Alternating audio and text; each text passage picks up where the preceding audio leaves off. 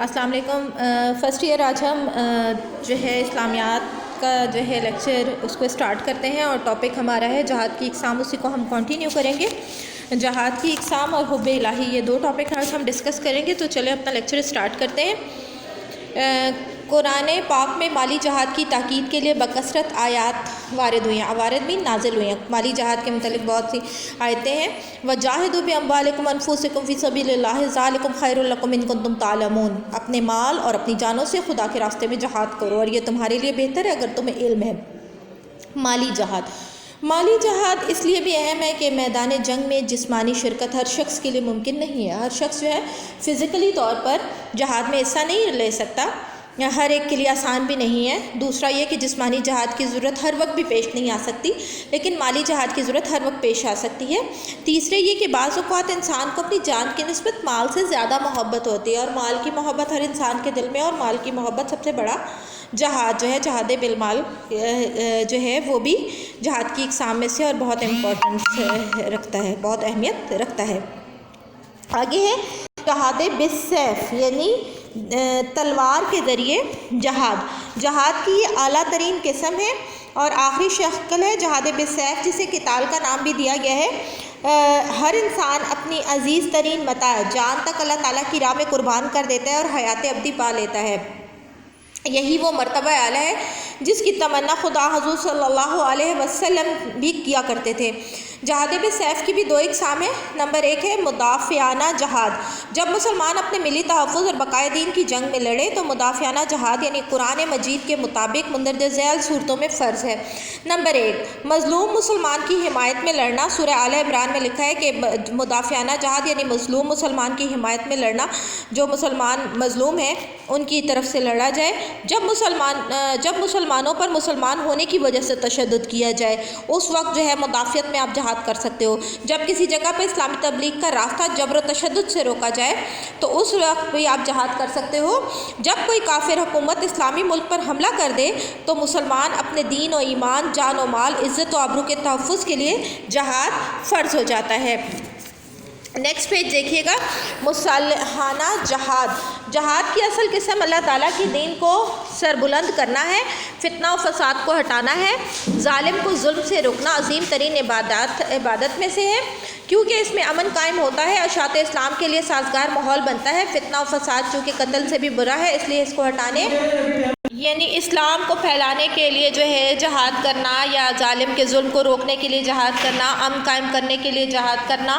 فتنہ و فساد، چونکہ فتنہ و فساد جب پھیلتا ہے تو قتل سے بھی زیادہ برا ہے، اس کو ہٹانے کے لیے، امن و امان قائم کرنے کے لیے جہاد کی اجازت دی گئی ہے۔ پھر ایک مسلمان کی زندگی کا مقصد حاکمیت اعلیٰ اور شریعت محمدی صلی اللہ علیہ وسلم کا نفاذ ہے، یعنی ایک مسلمان کا مقصد کیا ہے؟ اللہ تعالیٰ کا حکم کو اپنے ملک میں نافذ کرے، اپنے ریاست میں نافذ کرے، اور حضرت محمد صلی اللہ علیہ وسلم کی شریعت کو نافذ کرے۔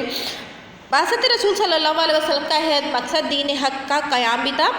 ارشاد باری تعالیٰ ہے هو الذی ارسل رسولہ بالہدی ودین الحق یظہرہ علی الدین کلہ، اور ترجمہ، اس نے بھیجا اپنے رسول صلی اللہ علیہ وسلم کو ہدایت اور دین حق دے کر تاکہ اسے تمام ادیان پر، ادیان کہتے ہیں دینوں پر، دین کی جمع پر غالب کرے، یعنی حضور صلی اللہ علیہ وسلم کو بھیجا کس لیے؟ تاکہ تمام دینوں پر غالب آ جائے، تمام دین جو ہے ختم ہو جائے، اور یہ حق بات جو ہے اور ہدایت پوری دنیا میں پھیل جائے۔ ارشاد باری تعالیٰ ہے وَقَاتِلُوهُمْ حَتَّىٰ لَا تَكُونَ فِتْنَةٌ وَيَكُونَ الدِّينُ كُلُّهُ لِلَّهِ، اور کفار سے لڑتے رہو یہاں تک کہ فتنہ نہ رہے اور دین پورا کا پورا اللہ تعالیٰ کے لیے ہو جائے۔ دائمی جہاد ہمیشہ کا جہاد کیا ہے؟ جہاد بالسیف تو جہاد کے لیے صرف جس وقت ضرورت ہوگی مسلمان کو اسی وقت ہی وہ جہاد کر سکتا ہے۔ دائمی جہاد وہ ہے جو باطل قوتیں ہر وقت اسلام کو مٹانے کے لیے قوتیں برسر پیکار ہوتی ہیں، باطل قوتیں چاہتی ہیں اسلام ختم ہو جائے۔ ہر مسلمان کا فرض ہے کہ وہ دین کی حمایت کے لیے، دین کی اشاعت کے لیے، مظلوموں کی داد رسی، مظلوموں کی مدد کے لیے، امر بالمعروف یعنی کہ بھلائی کو پھیلانے کے لیے، نیکی کو پھیلانے کے لیے، برائی کو روکنے کے لیے ہر وقت جو ہے تیار رہے۔ یہ جہاد کی وہ قسم ہے جو ہمیشہ جاری رہے گی، اسے دائمی جہاد کہا گیا ہے۔ نبی کریم صلی اللہ علیہ وسلم نے فرمایا ہے الجہاد ماضٍ الی یوم القیامت، یعنی جہاد قیامت تک جاری رہے گا۔ ہر مسلمان کا فرض ہے کہ وہ جو ہے دین کو پھیلانے کے لیے مسلسل محنت اور کوشش کرتا رہے۔ اگلا ٹاپک ہم دیکھ لیتے ہیں، کیا ہے حب الہی۔ حب کا مطلب کیا ہوتا ہے؟ حب کیا؟ محبت، دل کی چاہت، قلبی میلان۔ میلان کہتے ہیں جھکاؤ، یعنی دل جس کی طرف جھک جائے تو یہ محبت ہے، دل جس کی مان لے تو یہ محبت ہے۔ اس میں صفائی، اخلاص اور ثبات اور دوام کے معنی بھی پائے جاتے ہیں، یعنی کسی کی طرف سے دل کا صاف ہونا، کسی کے لیے خلوص رکھنا، کسی کے لیے دائمی ہمیشہ کے لیے ایک ایسا جذبہ رکھنا، تو یہ بھی محبت ہے۔ پھر محبت یا تو ادنا قسم کی ہوگی جیسے حسی اور جبلی محبت، ادنا نچلے درجے کی، یعنی مثلا محبت برائے لذت، اس محبت میں انسان حیوان برابر ہیں۔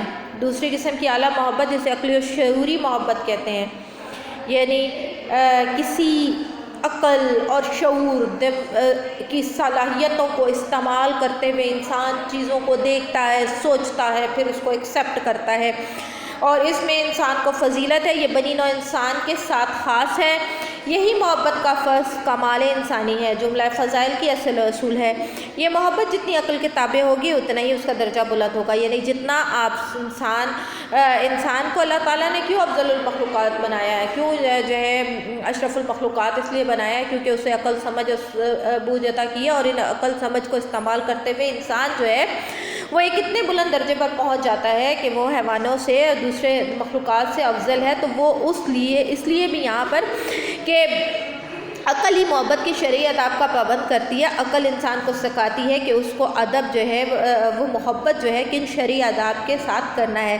حضور صلی اللہ علیہ وسلم نے فرمایا کہ دین کے بعد عقل کا سرچشمہ لوگوں سے محبت کرنا اور ہر نیک و بد سے بھلائی کرنا ہے، یعنی دین کو تو ہم نے عقل سمجھ سوچ کے ساتھ قبول کیا، اس کے بعد سب سے اہم چیز یہ ہے کہ ہر نیک کام کیے جائے، برائی سے رک جائے۔ عقلی محبت تقاضا کرتی ہے کہ اللہ تعالیٰ اور اس کے رسول صلی اللہ علیہ وسلم کی محبت سب سے بلند ہے، اس محبت کو ہمیں مرکزی حیثیت حاصل کرنی چاہیے، یہی ہمارے ایمان کا حصہ ہے، یعنی ایمان کا نام ہی یہی ہے کہ ہم اللہ تعالیٰ اور اس کے رسول صلی اللہ علیہ وسلم سے محبت کریں۔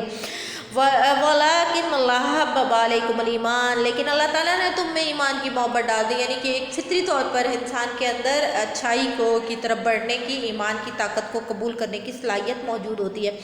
انسان کی حسی اور جبلی محبت دیگر اشیاء سے بھی ہو سکتی ہے، لیکن ان سب محبتوں کو عقلی اور شرعی محبت کا عظمیٰ کے تابع رہنا چاہیے، یعنی محبت برائے فضیلت کا نقطہ کمال اور انسانی زندگی کا مطلوب ہے، یعنی عقلی اور شرعی محبت کے تابع انسان کو رہنا چاہیے۔ عقل سوچ سمجھ کر کے جو ہے چیزوں کو دیکھ کر جو ہے ہو سکتی ہے۔ حسی اور جبلی محبت یعنی کسی کو محسوس کر کے، کسی کو جبلت فطرتاً ہم کسی کو محبت کرتے ہیں، یعنی کہ ایسا ہی ہے کہ انسان جو ہے وہ ادر ہیومن بینگ سے بھی محبت کرتا ہے، تو اس کی وجہ کیا ہوتی ہے؟ صرف اور صرف اس کی حس ہے، فطرت ہے۔ لیکن عقلی محبت وہ ہے جب ہم عقل سوچ سمجھ سے دماغ کے پردوں کو استعمال کر کے قدرت کے رازوں سے پردے اٹھاتے چلے جاتے ہیں، اور اللہ تعالیٰ نے بار بار قرآن مجید میں غور و فکر کرنے کی دعوت صرف اس لیے دی ہے تاکہ اللہ تعالیٰ کی ذات کو پہچان سکیں اور جان سکیں۔ حب الہی کی فضیلت احادیث سے نبی صلی اللہ علیہ وسلم کی روشنی میں دیکھ لیں۔ حضرت ابوذر غفاری رضی اللہ تعالیٰ عنہ سے روایت ہے کہ بندوں کے اعمال میں اللہ تعالیٰ کو سب سے زیادہ محبوب وہ محبت ہے جو اللہ تعالیٰ کے لیے ہو، بغض جو اللہ تعالیٰ کے لیے ہو۔ ابوذر غفاری رضی اللہ تعالیٰ عنہ سے روایت ہے کہ حضور صلی اللہ علیہ وسلم نے فرمایا ہے کہ ایمان کا مضبوط ترین حلقہ اللہ تعالیٰ کے لیے محبت و تعلق جوڑنا، اللہ تعالیٰ کے لیے کسی سے محبت و تعلق توڑنا ہے، یعنی ایمان اگر ہم کسی سے محبت کریں تو اللہ تعالیٰ کے لیے، اور کسی سے تعلق توڑے تو صرف اللہ تعالیٰ کے لیے۔ اگر کوئی کافر ہے تو ہم اس لیے اس سے جو ہے دور جاتے ہیں یا تعلق توڑتے ہیں کیونکہ وہ اللہ تعالیٰ کی ذات کا انکار کرتا ہے۔ اسی طرح ایک موقع پر حضور صلی اللہ علیہ وسلم نے فرمایا، کیا تم جانتے ہو کہ اللہ تعالیٰ کو کون سا عمل سب سے زیادہ پسندیدہ اور پیارا ہے؟ ایک کہنے والے نے کہا ہے کہ نماز اور زکوٰۃ، دوسرے نے کہا جہاد۔ نبی کریم صلی اللہ علیہ وسلم نے فرمایا کہ اللہ کے نزدیک سب سے پیارا عمل اللہ تعالیٰ کی خاطر محبت اور اللہ تعالیٰ کی خاطر ناراضگی ہے، یعنی ان چیزوں کو پسند کرنا جو اللہ تعالیٰ پسند فرماتا ہے، ان چیزوں سے دور ہو جانا جن کو اللہ تعالیٰ ناپسند فرماتا ہے۔ مذکورہ حدیث سے نیک اعمال میں افضل ترین اعمال حب الہی کو قرار دیا گیا ہے، یعنی اللہ تعالیٰ کی محبت سب سے اہم ہونی چاہیے۔ نماز، زکوٰۃ، حج پر اسی لیے فضیلت حاصل ہے کہ وجہ ظاہر ہے کہ حب الہی میں تمام صفات کا سرچشمہ ہے، نماز، زکوٰۃ اور جہاد جو ہے یہ اس میں فضیلت نہیں ہے ان عمل میں، جبکہ اللہ تعالیٰ سے ڈرنا، اللہ تعالیٰ سے ڈر کے یہ اعمال انجام دینا دراصل حب الہی، اللہ تعالیٰ کی محبت کو حاصل کرنا۔ ہم نماز پڑھتے ہیں اللہ تعالیٰ کے قریب جانے کے لیے، اللہ تعالیٰ کے قرب حاصل کرنے کے لیے، تو مقصد صرف اللہ تعالیٰ کا قرب حاصل ہونا چاہیے، اللہ تعالیٰ کی رضا حاصل ہونا چاہیے۔ ان تمام جو عبادات ہیں ان کے ذریعے تو حب الہی سب سے بیسک ہے، سب سے بنیاد ہے ہمارے دین کا، حب الہی کی حب الہی، عظمت الہی۔ ابو امامہ رضی اللہ تعالیٰ عنہ سے روایت ہے کہ جس بندے نے اللہ تعالیٰ کے لیے کسی بندے سے محبت کی، اس نے اپنے رب عز و جل کی ہی عزت و توقیر کی۔ کسی بندے سے محبت کیوں کریں گے؟ بندے سے محبت صرف اس لیے کہ وہ اللہ کا بندہ ہے اور اللہ کا نیک بندہ ہے۔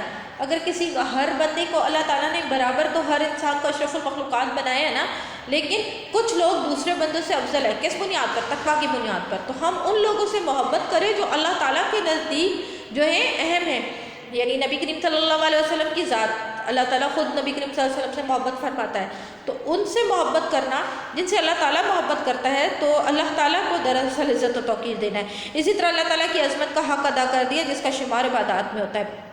اللہ تعالیٰ کے محبوب بندے کون ہیں؟ حدیث قدسی میں ارشاد باری تعالیٰ ہے کہ میری محبت واجب ہے ان لوگوں کے لیے جو میری وجہ سے باہم محبت کرے، میری وجہ سے میرے تعلق سے کہیں اکٹھے بیٹھے، میری وجہ سے باہم ملاقات کرے، میری وجہ سے ایک دوسرے پر خرچ کرے۔ اس میں اللہ تعالیٰ کی بشارت دی گئی ہے کہ میرے ان بندوں کے لیے میری محبت واجب ہو چکی ہے، وہ میرے محبوب اور پسندیدہ بندے ہیں۔ یعنی اللہ تعالیٰ کے لیے ہر کام کرنا دراصل اللہ تعالیٰ کی رضا کے حصول کے لیے کچھ کرنا دراصل حب الہی ہے، اور یہی محبوب ترین بندے ہیں۔ ابو ہریرہ رضی اللہ تعالیٰ عنہ سے روایت ہے کہ حضور صلی اللہ علیہ وسلم نے فرمایا کہ ایک شخص اپنے ایک بھائی سے جو دوسری بستی میں رہتا تھا ملاقات کے لیے چلا۔ رستے میں ایک فرشتے نے اس سے پوچھا، تمہارا کہاں کا ارادہ ہے؟ جواب دیا، میں اس بستی میں اپنے بھائی سے ملنے جا رہا ہوں۔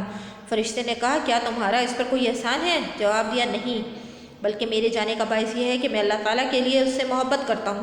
فرشتہ بولا، مجھے اللہ تعالیٰ نے یہ بشارت دے کر بھیجا ہے کہ اللہ تعالیٰ تم سے محبت کرتا ہے جس طرح تم اللہ تعالیٰ کی خاطر اس بندے سے محبت کرتے ہو۔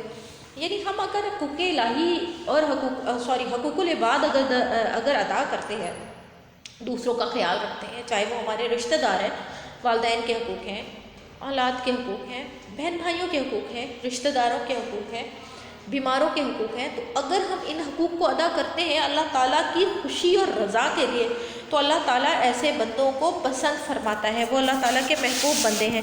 ہم اپنا لیکچر یہاں پہ کمپلیٹ کرتے ہیں، نیکسٹ جو ہمارا لیکچر ہوگا یہیں سے کنٹینیو کریں گے، حب الہی، اللہ تعالیٰ کے محبوب بندے۔ اس ٹاپک کو ہم نے کمپلیٹ کیا ہے، حب الہی کا خاص امتیاز، یہاں سے ہم اسٹارٹ کریں گے۔ اپنا بہت سا خیال رکھیے گا، اللہ حافظ۔